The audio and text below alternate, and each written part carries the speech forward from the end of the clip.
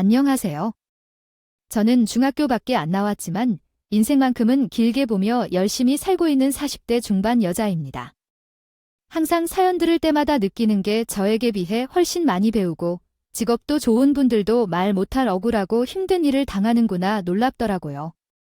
저처럼 배운 게 많지 않은 사람이 당당하게 이런 이야기를 해도 될까 고민이 많았는데 많이 배웠다고 사람의 인성까지 높아지는 건 결코 아니란 사실을 깨닫게 됐습니다.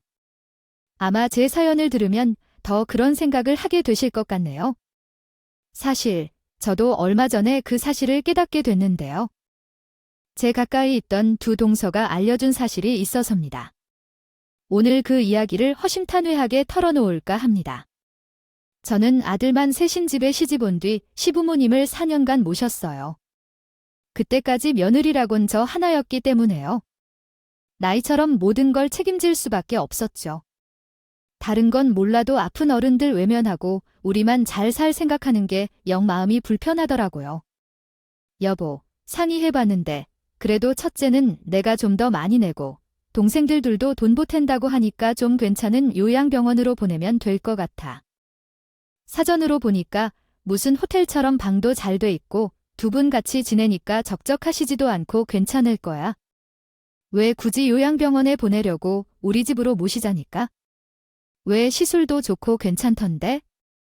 저번에 둘째가 혼자 갔다 와봤는데 밥도 잘 나오고 두 분 살기에는 부족함 없어.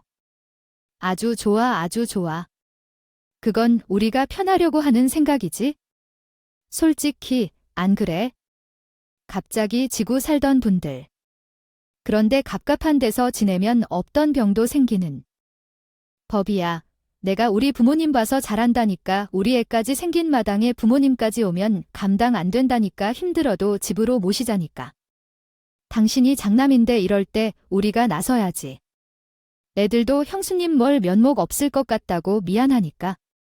그러지 나중에 괜히 우리가 보다가 부모님하고 안 좋게 되고 그런 것도 난 걱정도 해. 우리는 한다고 해도 만족하실지는 모르는 일이잖아. 일단 해보고 나서 말해. 내가 괜찮다는데 참 왜들 그러는지 모르겠네.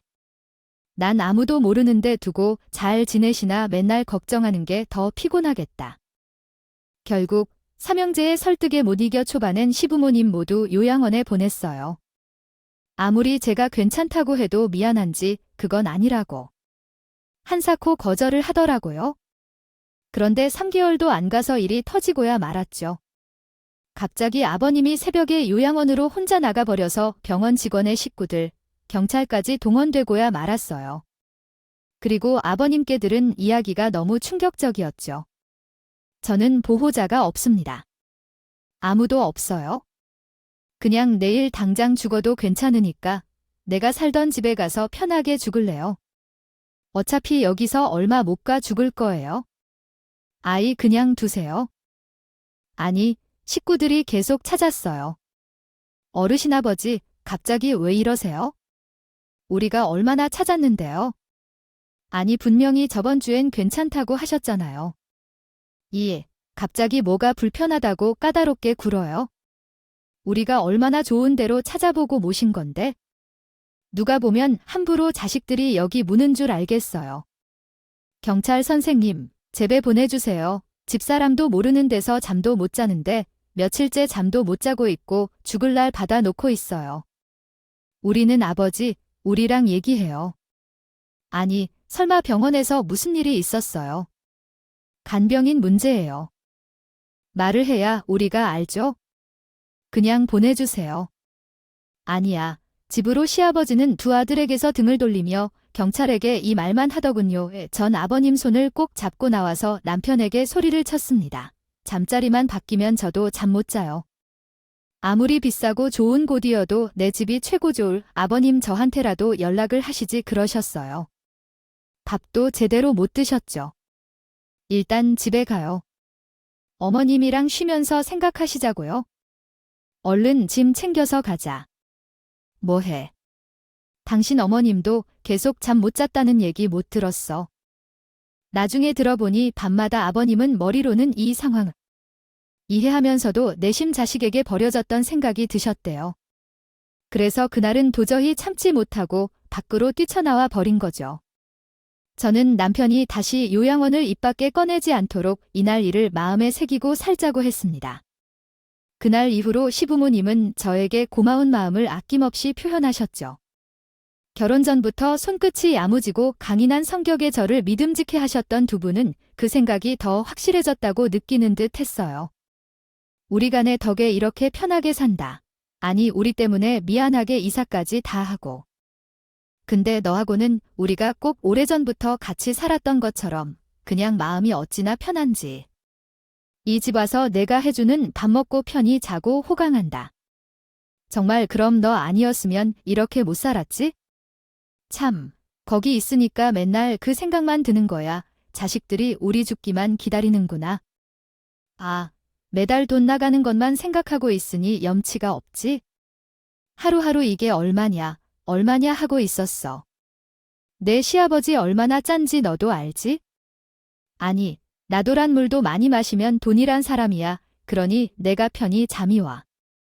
평생 번 돈 한 푼도 허투루 쓰는 법 없이 살았던 시아버지와 그 뜻을 따라 살림을 했던 시어머니에게는 그 시간이 숨만 쉬면 물쓰듯 돈을 쓰는 상황이나 다를 바 없이 느껴졌을 겁니다.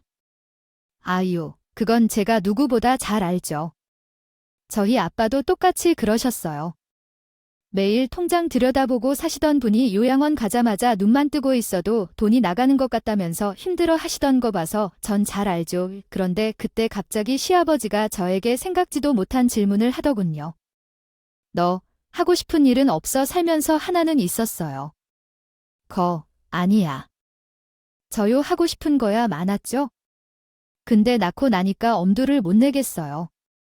왜 엄두를 못 내? 그 정도 해줄 수 있는 사람이 제배 둘이나 있는데 어머님 아버님이 봐주신다는 거예요. 아니에요. 애들 얼마나 손이 많이 가는데요. 그리고 전 솔직히 중학교도 못 나와서 할 수 있는 것도 딱히 없어요. 다시 공부하려면 한참 걸릴 거고 사회로 나간다고 해도 자신 없어요. 그러니까 배우라는 거야? 안 늦었어. 어린아이에 널 보고 있으니 아까워서 그래? 특히 너처럼 손도 야무지고 뭐든 잘하는 애가 종일 해보고 노인네 보고 이건 갑자기 해보는 말도 아니고. 나 혼자 생각한 것도 아니다. 아마도 시부모님은 집안에서만 시간을 보내는 30대 초반의 제 모습이 안쓰럽게 보였던 것 같아요. 충분히 열심히 하면 뭐든 벌 수 있고 능력을 펼칠 수가 있으니까 그런 말을 했던 것 같습니다. 나랑 집사람, 우리 둘 생각이 그래. 아멘. 입으로 여기 지내는 것도 그렇고 한참 젊고 재능 많은 애를 이렇게 썩히는 것 같다고. 우리가 여태 아들 녀석들한테 돈 안 준 건 아무것도 없어서 그런 게 아니고 괜히 싸움 나서 형제가 내 위에 이를까 봐 걱정됐던 건데네. 목숨 비일이 주고 싶다. 아니에요. 저까지 따로 챙겨주지 않으셔도 돼요. 그러더니 시아버지는 저에게 동정 하나를 내밀었어요. 마음대로 실컷 먹고 쓰라고 주는 돈 아니야? 그 시간에 뭐든지 배워. 우리가 애도 봐줄 거니까 걱정은 나중에 하고 시작부터 해. 하루 2시간이라도 배우는 동안 우리가 돕겠다는 거니까. 이번만큼은 어른이 하는 말 들어라. 아, 그래, 감사해요. 아버님, 저 솔직히 죄악을 부끄럽게 느낀 적 없었는데 아이가 클수록 아무것도 못하는 엄마로 보일까 봐 걱정됐거든요. 저한테는 이 돈 인생의 기회나 다름없는 거예요. 정말 감사합니다. 아버님, 말씀처럼 허투루 안 쓰고 꼭 배운 데 쓰겠습니다. 아버님 눈을 본 순간 제 속을 다 들킨 것 같았어요. 산 세월을 무시 못한다는 게 제가 그동안 난 모르게 느끼던 열등감 같은 걸 아버님도 안다는 느낌이었죠. 유독 손끝이 야무지고 빨랐던 저는 그동안 관심 있던 미용 분야를 배워보기로 다짐했어요. 시작이 반이라는 말을 시부모님은 거듭 얘기했는데 그 말이 맞긴 맞더라고요. 어머님, 5시에 학원 끝나면 데리고 와주세요. 간식 챙겨놨어요. 알았다. 수업 늦겠다. 얼른 가봐. 어머님, 이따 저녁에 마사지하고 손톱까지 싹 예쁘게 해드릴게요. 아직 초보이긴 하지만 연습을 많이 할수록 좋다고 그러더라고요. 그래도 제가 반에서 제일 빨리 배우는 편이래요. 그래, 아이, 우리 며느리 덕에 10년은 젊어지겠네. 얼마나 잘 배웠는지 봐야겠다. 나도 해. 그런 건 여자들만 안 하는 법이 있어? 아, 유요. 발톱이라도 예쁘게 좀 해보자. 아버님까지 하신다고요?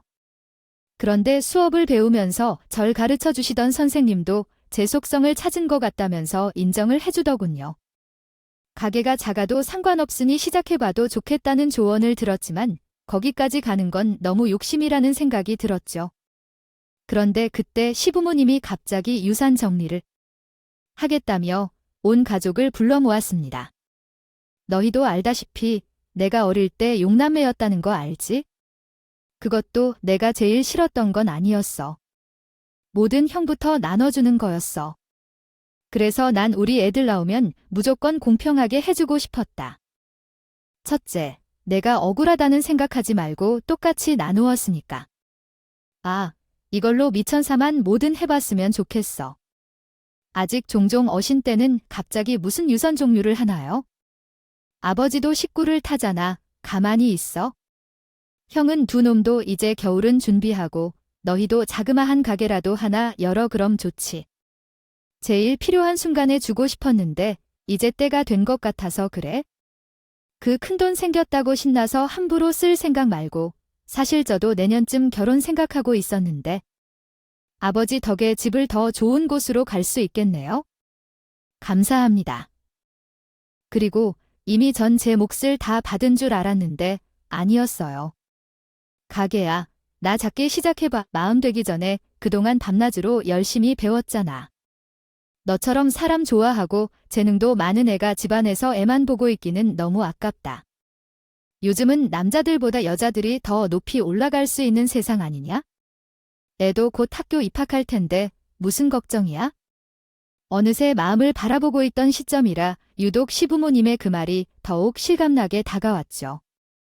그런데 시아버진 본인 떠날 때를 잘 알고 있었다는 듯 유산 정리를 마치고 셋째 도련님의 결혼식을 올리고 난 뒤 눈을 감았습니다.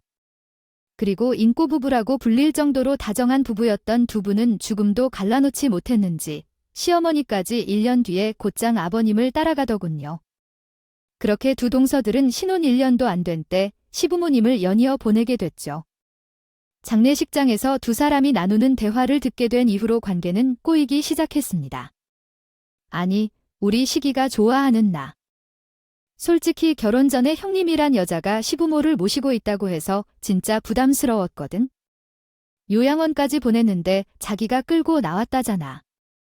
참나, 조선시대 사람이야. 제 주변에 보니까 일부러 그러는 거래요. 돈이고 보고 나중에 자기가 왕 노릇하려는 거죠. 우리 둘이나 들어올 거 알고 준비한 거라니까요. 그래야 생색도 엄청나고. 무슨 말만 하면 시부모 누가 모셨냐? 나중에 그 소리 키에 딱지가 함께 들어야 할 거려. 아, 생각만 해도 머리 아프다 그러네. 자기가 시부모님 모셨다면서 얼마나 위에 서려고 하겠어.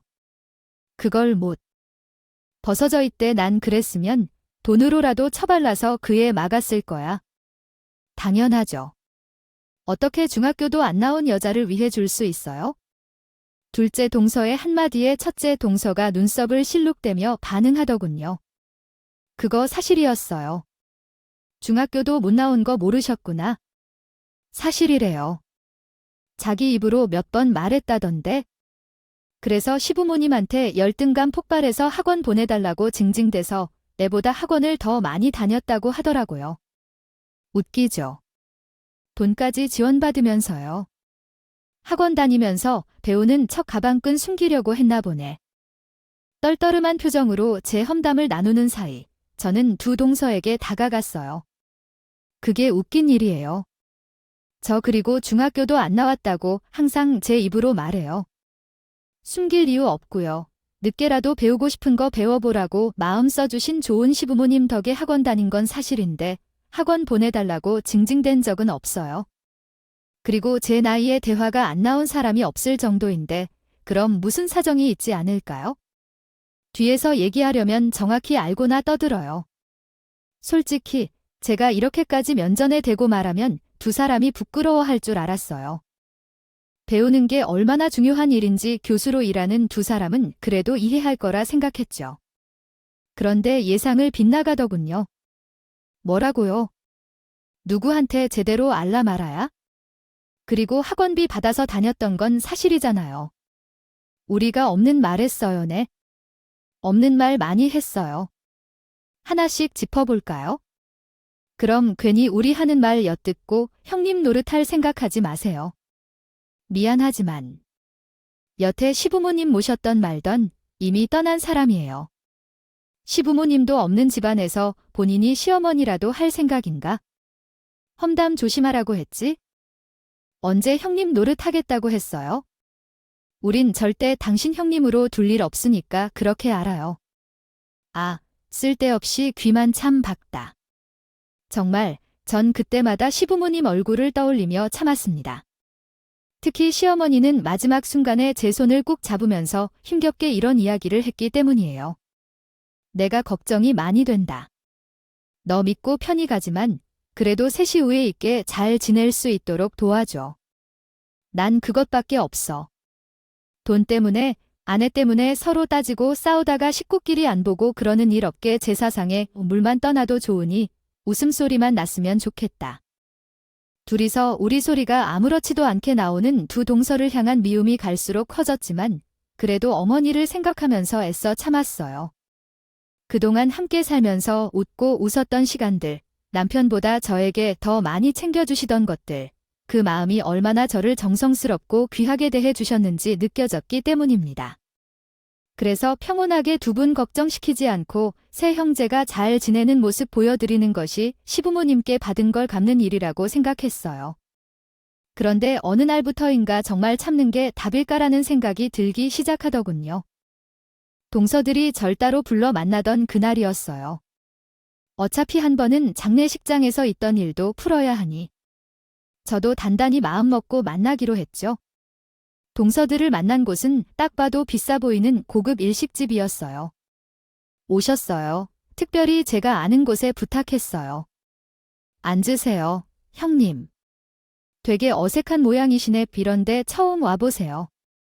솔직히 사람 하나 없고 동서와 주방장만 있는 조용한 분위기가 낯설더라고요. 책으로 식당 하나를 통째로 빌린 건가 하는 생각까지 했어요. 이러도 할 줄 아시죠? 잘하진 못해 영어 가르치다 보니까 다른 언어도 궁금해지더라고. 시간 남아서 중국어도 독학으로 조금 하고 나중에 심심하길래 그냥. 정말 대단하세요. 어떻게 그걸 시간이 남는다고 혼자서 해요. 이러니까 형님이 학생들한테 영어도 잘 가르칠 수 있나 봐요. 그쪽으로는 정말 뇌가 다르다고 봐도 될 정도예요. 전 여기 일본 주방장하고는 얘기 안 해봤거든요. 오늘 춤은 내가 할게. 궁금한 거 있으면 나 통해서 물어보고 두 사람은 절 한마디도 못하게 만들더군요. 전 그냥 눈치 보고 기죽지 말고 할 이야기만 하고 나오자고 생각하면서 앉아 있었습니다. 그런데 갑자기 첫째 동서가 저를 보면서 처음으로 질문을 하더라고요. 형님은 할 줄 아는 언어 있으세요? 아니요. 제가 손만 빠르지. 그쪽은 소질이 없는 것 같아요. 아, 근데 말에 참 독특하게 하시는 것 같아요. 대화를 할수록 느끼는 건데네. 무슨 뜻이에요? 별다른 뜻은 없어요. 칭찬이에요. 칭찬. 누가 봐도 칭찬이 아닌 건 알겠는데 칭찬이라고 얼버무리는 걸 듣고 나니 기분이 좋지는 않더라고요. 그래도 오늘이 자리에 부른 용건은 듣고 가자는 생각으로 맛도 안 느껴지는 회를 잘근잘근 씻고 있었습니다. 그러자 둘째, 동서가 제 눈치를 살피더니 본론을 꺼내더라고요. 아, 오늘 형님 부른 이유는 특별한 건 아니고요. 우리 집안 서열을 좀 더 수평적으로 정리했으면 싶어서요. 아무래도 저희 둘 다 정확하게 모든 준비하는 게 직업이다 보니까 이런 문제도 좀 확실히 해두는 게 더 좋을 것 같아서요. 수평적이지 않은 게 있었나요? 뭐든 상의하고 했던 것 같은데 잘 모르시네요. 이미 호칭부터가 수평적이지 않은데 외국식으로 지내면 서로 더 가까워지고 좋죠. 아, 형님 동서는 촌스럽잖아요. 그럼 호칭을 없애잔 거예요? 어쩜 이렇게 아래 의도 없나 싶었습니다. 솔직히 오기 전까지 이미 두 사람이 머리 맞대고 왔을 건 예상을 해서요. 저에게 번거로운 행사들을 챙기라고 할 줄 알았는데 호칭 문제까지 오니 머리가 띵해지더라고요. 아예 무시하겠다는 말로 바뀐 들리지 않았고 둘이서 짜고 치는 판에 앉혀둔 것도 싫었습니다. 저는 무슨 대화를 나누기도 싫어지더라고요. 내가 동서들한테 무시하면서 말한 적이 있었으면 이야기해줘요. 나요. 그냥 첫째 며느리 노릇 더 많이 하라고 하면 얼마든지 할 수 있는 사람이에요. 두 사람 교수라서 바쁜 것도 충분히 알고 있고, 근데 우리가 아무리 시부모님이 없다고 해도 결혼해서 맺은 관계들인데 이렇게까지 기본도 없이 무시하고 지내는 건 아니지 않아요. 요즘 그런 호칭도 다 바꾸고 있는 추세인 거 모르시죠? 형님, 스스로 평등할 권리를 없애는 거예요. 지금 그래요. 그럼 더 들어볼게요. 얼마나 평등해질 수 있는지 어디 한번 말해봐요. 솔직히, 형님, 소리하는 것도 시부모님 앞에서 예의가 주려고 하는 거 아니에요. 제가 이름을 부르겠다는 것도 아니고 반말하겠다는 것도 아니에요. 그냥 형님, 동서 같은 호칭 없애고 서로 편하게 지내자는 거죠. 집안 행사도 각자 나눠서 딱 하고요. 깔끔하잖아요. 우리는 형님한테 뭐 더 하라고 부추길 생각 전혀 없어요. 저는 갑자기 웃음이 퍽 터져 나오더라고요.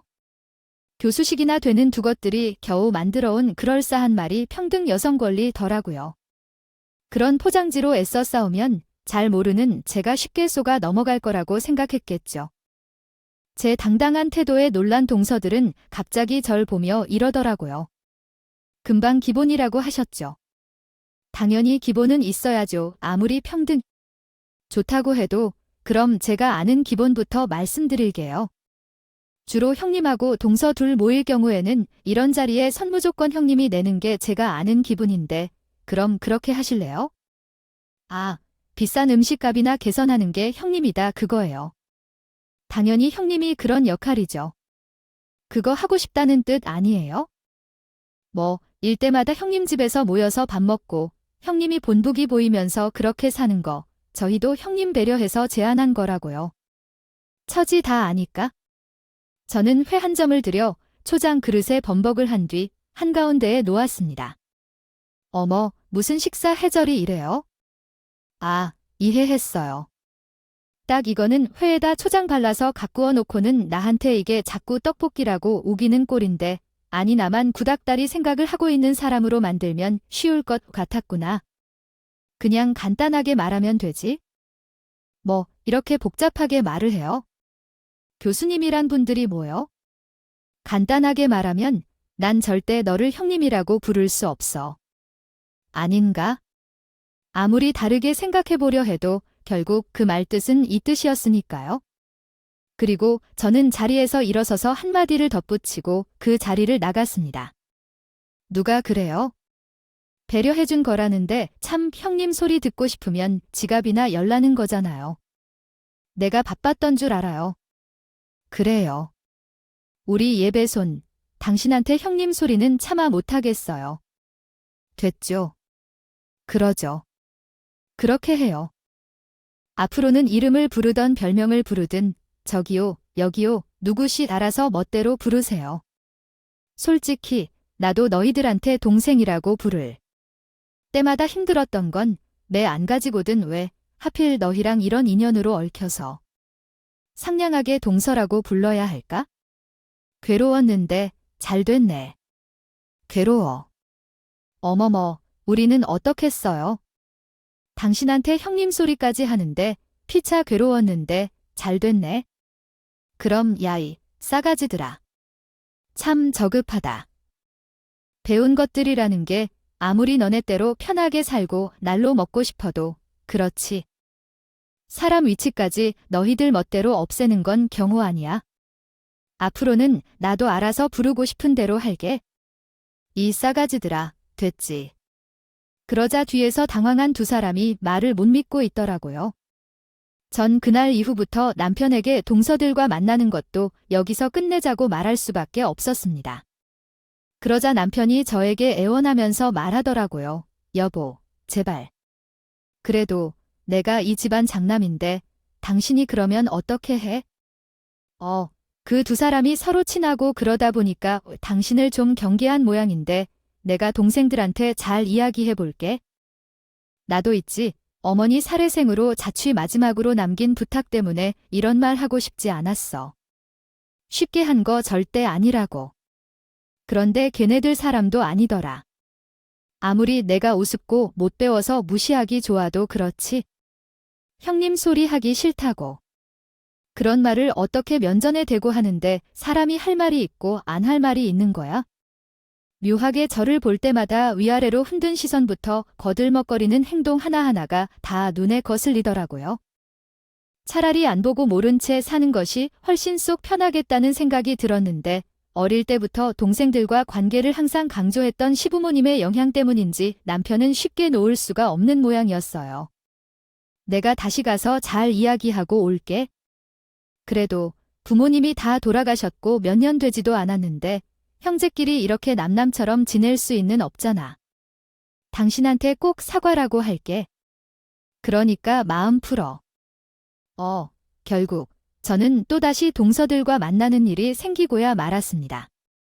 그래도 시부모님 제사만큼은 눈 딱 감고 넘기자는 다짐을 하면서 준비했죠.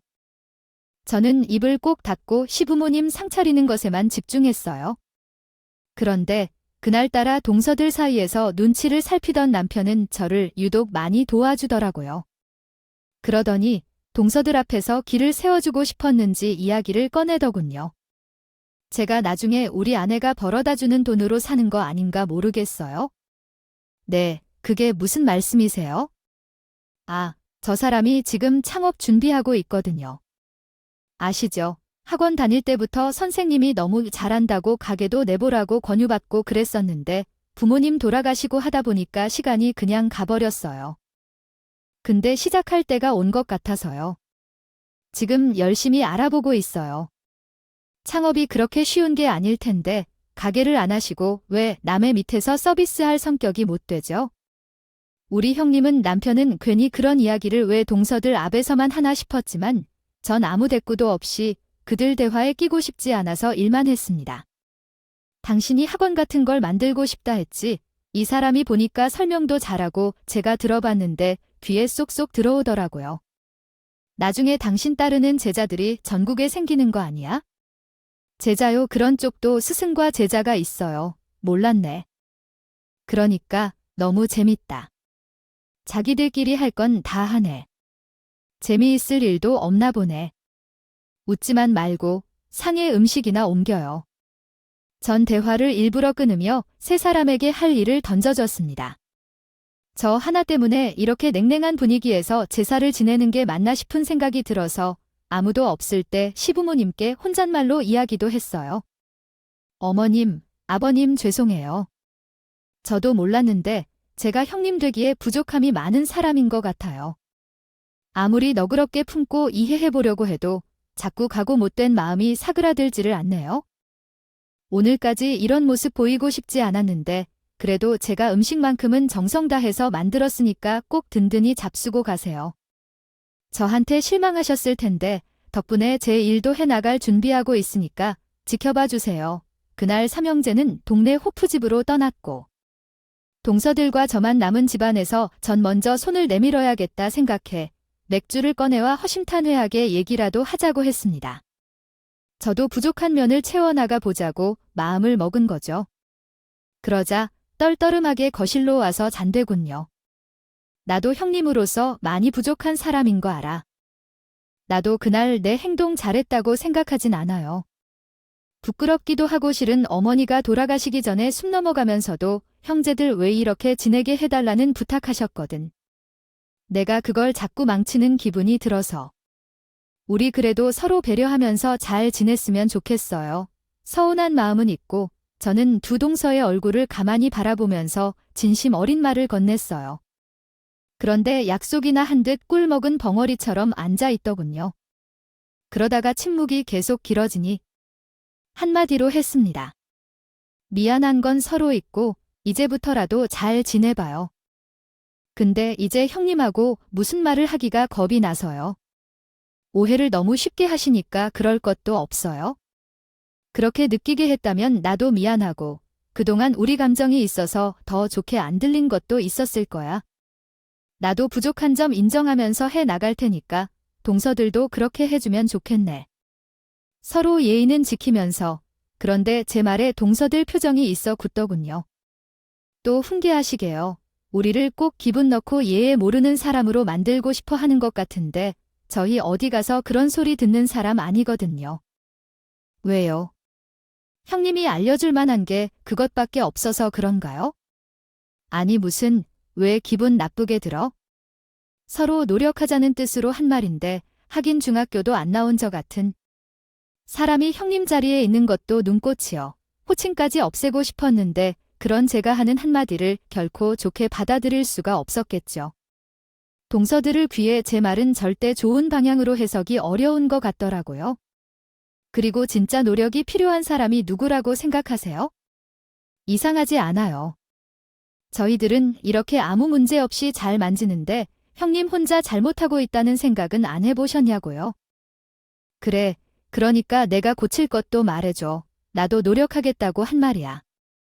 동서들한테만 일방적으로 맞추라는 게 아니고 같이 해보자고 관계는 그렇게 서로 노력하면서 만드는 거잖아. 안 그래? 참 좋은 말이네요. 중학교도 못 나온 분이 가르치는 걸 참 좋아하셔. 그러니까 이걸로 창업까지 하시겠다잖아. 아까 못 들었어.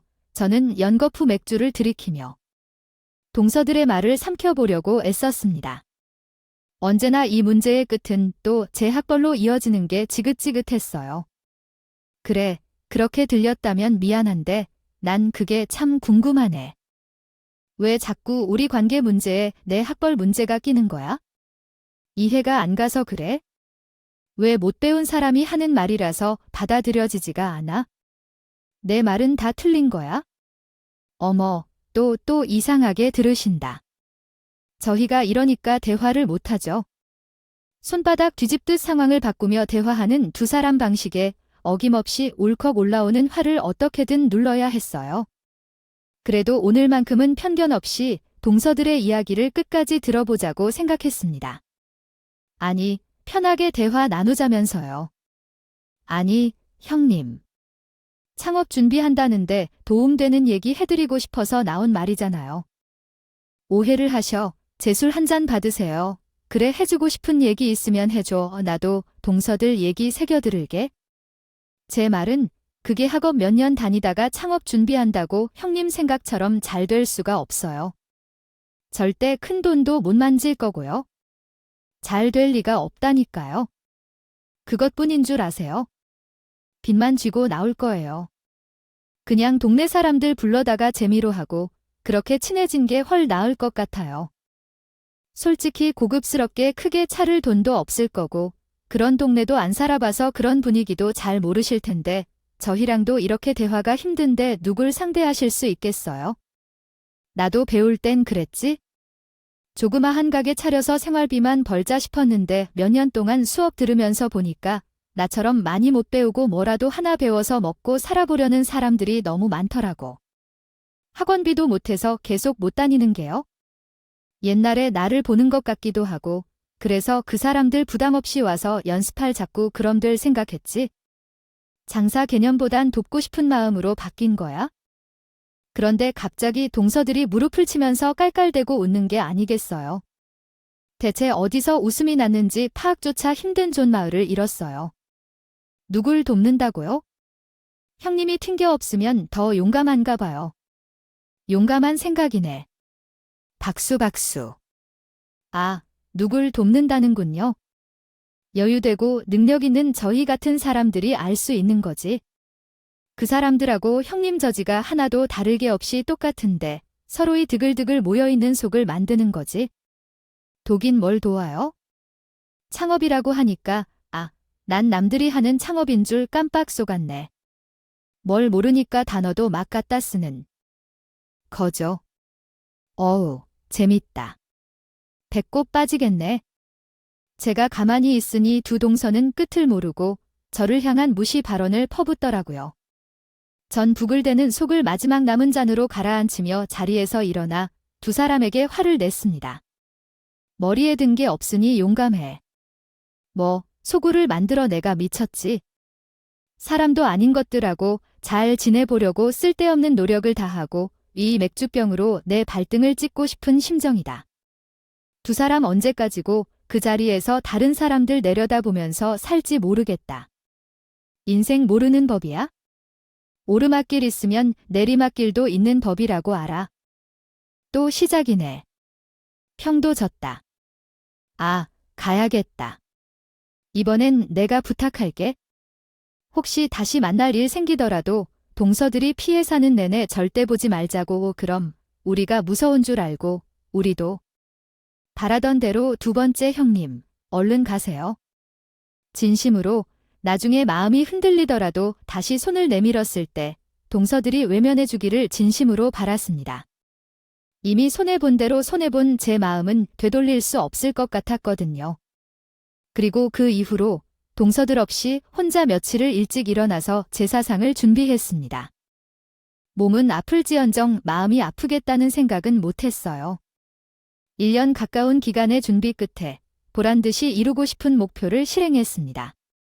전문 네일 아티스트로서 미용학원을 열어 다양한 장학제도를 마련해 사람들을 도왔죠. 취업 시 어려움을 겪는 이들을 위해 자격증 취득을 지원해 줌으로써 무료 연습 공간 365일 오픈도 해뒀지요. 이런 일이 알려지자 학원 등록을 원하는 사람들이 급증했어요. 장학금을 받은 제자들이 돈까지 마련해서 오기도 했어요. 원장님, 저희가 마련한 등록금이에요. 그때 학원비 걱정 없이 다니게 해준 거 절대 못 잊어요. 그 덕에 이렇게 밥도 먹고 살아요. 그리고 그때 그러셨잖아요. 나중에 기회다 하면 저희 같은 친구들 도우라고요. 더 많은 학생들에게 장학금 치세요. 아휴, 그래서 이걸 모아서 준비해 온 거야? 아유, 절이 다 들었네. 안 그래도 가게 차려서 돈 들 때도 많을 텐데 학원까지 신경 써주고 너무 고마워. 여기 다닌 애들끼리 아직도 연락하고 얼마나 친하게 지내는데요. 원장님 덕분이에요. 이번에 가게 차리는데도 걸마다 서로 도와주고 힘을 주던지 걱정할 것도 없어요. 이제는 나중에 원장님 손톱은 제가 해드릴게요. 언제든 오세요. 마을이라도 고맙다. 너희가 잘 돼야 후배들도 잘 이어서 가지? 나중에 자랑해야겠네. 나한테 이런 제자가 있다고. 방송에도 많이 알려지고 3년 가까이 초심을 잃지 않고 운영하다 보니 여기저기서 지원이 이어지더라고요. 무엇보다 가장 흐뭇했던 것이 학원을 나간 제자들끼리 뭉쳐서 서로 도우며 창업 준비를 한다는 사실이었어요. 제가 꿈꾸던 것이 제자들 덕에 가능해지는 것 같아 더 기특하고 고마웠죠. 그리고 전 믿을 수 없는 제안까지 받게 되었어요. 이번에 저희 대학의 뷰티 미용학과를 새로 만들 예정인데 원장님이 교수로 와주셨으면 해서요. 그동안 기부부터 제자들 양손까지 좋은 일을 정말 많이 하셨더라고요. 학원에만 있지 마시고 긍정적으로 검토해 주셨으면 좋겠습니다. 저에 대해 모르고 하시는 말씀이세요. 사실 제가 중학교도 졸업을 못한 사람이라 대학 교수는 자격도 안 될 겁니다. 그리고 제가 가장 두려운 게 교수란 자리에 앉으면 지금처럼 제자들 돕는 일보다는 점수 매기고 내려다 볼 생각만 할 것 같아 조심스러워요. 대신 제안해 주신 감사함을 기부금으로 드리고 싶은데 꼭 장학금을 마련해 주세요. 사실 그때 건물 하나를 더 사서 학원을 넓힐 생각을 했는데 그보다 대학에 이런 학과가 생길 때 도움을 주는 편이 좋겠더라고요. 그래서 감사한 제안에 보답하고 싶은 마음을 전했는데 그 일이 알려지면서 제 이야기가 작게 뉴스까지 나오게 됐습니다. 그리고 전 그 사람들에게 한 가지 부탁한 게 있어요. 제가 중학교도 못 나왔다는 사실 뉴스에 꼭 빼지 말고 다뤄주세요. 부끄럽지 않은 일이거든요. 그래야 저 같은 사람을 보고 다른 사람들이 용기를 낼 수도 있죠. 저 같은 사람도 할 수 있다는 걸 사람들이 알았으면 좋겠어요. 나중에 남편도 뉴스에 나온 저를 보더니 묻더라고요. 당신 학벌까지 왜 뉴스에 나오겠어? 그냥 좋은 것만 알지? 그게 나야. 그런 환경에서도 해냈다는 걸 알고 사람들이 힘을 내야지. 좋은 것만 말하면 누가 용기를 낼 수 있겠어? 누가 뭐래도 난 내가 잘 살아왔다고 자부심을 느껴. 그리고 사람 됨됨이만큼은 누구 부럽지 않게 살려고 노력하잖아. 내가 요새 많이 베풀면서 얻는 게 더 많다는 걸 얼마나 느끼는지 몰라. 그리고 이 일을 알게 된 교수 동서들이 3년 만에 놀라서 연락이 왔더라고요. 왜냐하면 제가 번 돈으로 동서들보다 몇 배는 넓은 아파트, 차까지 뭐 하나 꿀릴 게 없는 상황을 만들었기 때문이죠. 아주버님, 차까지 좋은 걸로 싹 바꾸고 돈은 얼마나 버는데요? 남의 일에 무슨 관심이 이렇게나 많아? 우리 남이잖아. 무식한 내가 건물까지 사도 궁금할 것 없잖아. 어차피 내 얘기들도 것도 아니면서. 계속 그냥 전처럼 귀 닫고 자라. 나 매일 관심 끄고. 그런데 왜 그렇게 제가 돈을 많이 버는지 궁금해하는 이유를 알겠더라고요. 욕심이 항상 과했던 두 형제는 주식으로 돈을 많이도 날렸더라고요. 동서 둘이 몰래 다닐 때처럼 투자도 똑같이 해서 망한 것이었죠. 형님, 아주버님한테 사정했더니 그 돈 형님이 갖고 있다고 말해보라고 해서요. 급한 불만 끄게 도와주시면 안 될까요? 제가 그때 형님한테 한 말 마음 상하셨을 거 이해해요. 그래도 한 번만 만나서 얘기 들어주세요. 제발요. 저희도 피해자라니까요. 아니, 멀쩡한 제 남편 꼬드겨서 투자하고. 그게 잘못된 거예요. 그래놓고 이제 모르셔야 하는데? 형님, 제가 형님 깍듯이 모시고 잘할 테니까 한 번만 기회 해주세요. 좀 살려주세요. 이러다가 집도 넘어가게 생겼다고요? 이런. 애원에 굳게 닫힌 마음이 쉽게 열릴 리가 없었죠. 무식한 사람이 번 돈을 왜 그렇게 잘난 사람들이 뭐가 부족해서 나한테 제발 소리까지 하며 사전까지 하네. 참 다시 살고 볼 일이네. 내가 그랬지, 내리막길이 인생에 오는 법이라고. 근데 앞으로 이런 일로 연락하지 마. 난 그때 이미 끝났거든. 더 잘해보려고 할 마음도 안 남았어. 저는 두 동서의 번호를 차단해버리고 제 인생의 한 걸음도 넘어오지 못하도록 해뒀습니다. 자기들 기준에서 사람을 함부로 무시하고 짓밟을 때는 언제고 내리막길에 다다르니 그제야 제가 귀해진 거죠. 하지만 이것도 잠실분 다시 돌아가는 건 순식간이란 생각이 들더라고요. 한 번 열렸다 다시 닫힌 마음은 더 열기 힘든다는 걸 모르는 듯 합니다. 더 이상 저는 그들 때문에 제 인생을 함부로 낮춰보고 싶지 않아요. 인생에서 조금 덜 배우고 덜 가진 사람은 있어도 무시할 수 있는 사람은 없다는 걸 반드시 알리고 싶었습니다. 그러기 위해서 온 제가 더 열심히 살아 보여줄 생각입니다. 제 사연을 들은 많은 분들께도 이건 꼭 약속하겠습니다. 모두 조금씩 베푸시면서 행복한 삶을 꾸려가셨으면 좋겠습니다. 저의 긴 이야기 들어주셔서 감사합니다.